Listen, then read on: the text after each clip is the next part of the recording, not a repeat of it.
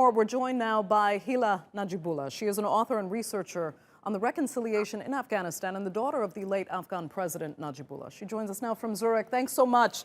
We appreciate you being here. Seeing how the Taliban has behaved, I mean, in just the past few weeks, in spite of this peace agreement, do you consider, first of all, UN Security Council support for this peace plan and the troop withdrawal, as well as the Taliban prisoner release that's now underway? Do you consider all of that progress?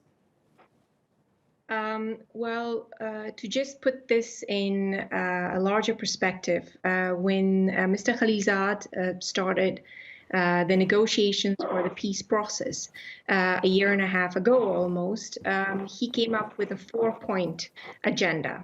That was basically the withdrawal of foreign troops, the fact that the Taliban had to give a guarantee that there would be no terrorist, operating from Afghanistan, ceasefire, as well as intra-Afghan dialogue, and that they're all interconnected. So far, on the 29th of February, the agreement between US and the Taliban are basically a withdrawal or an exit agreement. So this does not cover the last 2 points of his mandate, based on which he started his process of the peace. Now, it's interesting that while this agreement was signed with the Taliban, concurrently another agreement or declaration was issued between the Afghan government and the United States. In that declaration, there is no mention of how many Taliban prisoners should be released.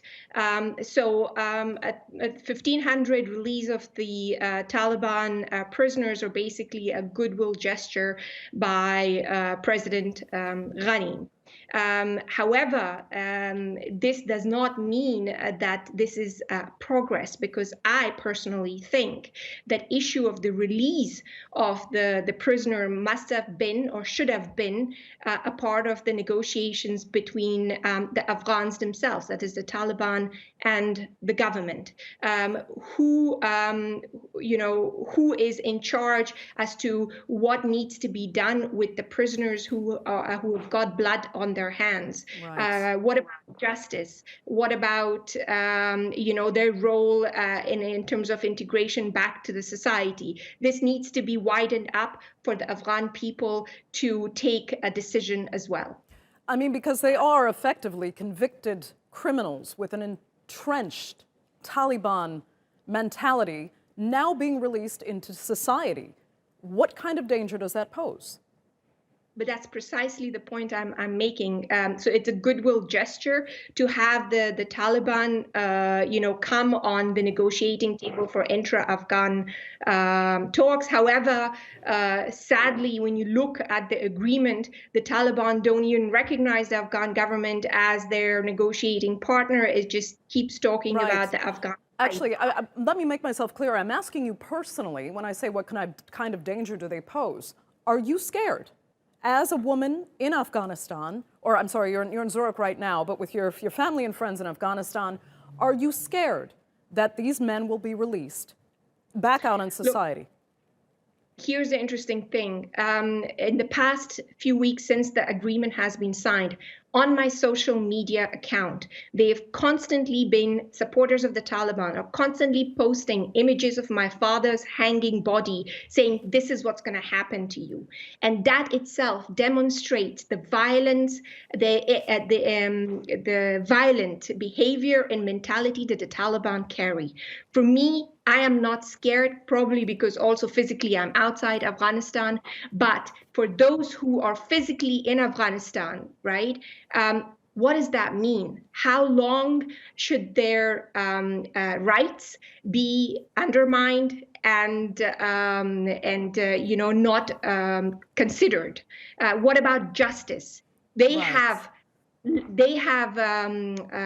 lost members of their family. So who are the US or the Taliban to forgive themselves for killing innocent Afghans? Right. And now part of a wider process, and that's what peace is all about. And also, I mean, the Taliban now is being viewed as a legitimate negotiating partner in this peace deal going forward. I mean, do you trust the Taliban, if it comes back to the fray, to play a political role in Afghanistan?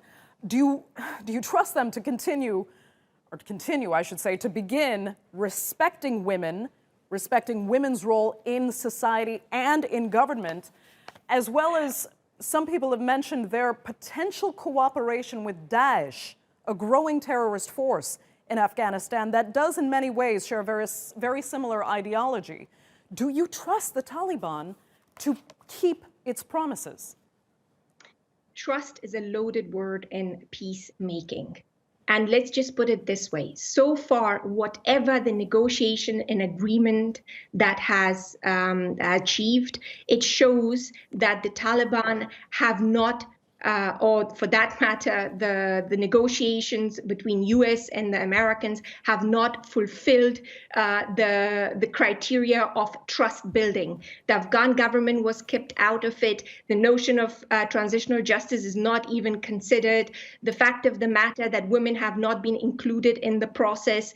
All of these things not necessarily give a sense of sincerity amongst the Afghans who are, concerned about their future. Even General McKenzie, 2 days ago, stated that actually, even though the Taliban have signed the agreement, they are not fulfilling their part, and they've already started, attacks and continue to be violent. So for me, these are all implications that we need to be very careful in terms of ways that we can go ahead into intra-Afghan dialogue. Okay. What are the mechanics and the agendas we have to put together in order to be able to negotiate with them, because right now they've got the upper hand. Okay, Hila Najibullah, thank you so much for joining us there from Zurich. We greatly appreciate it.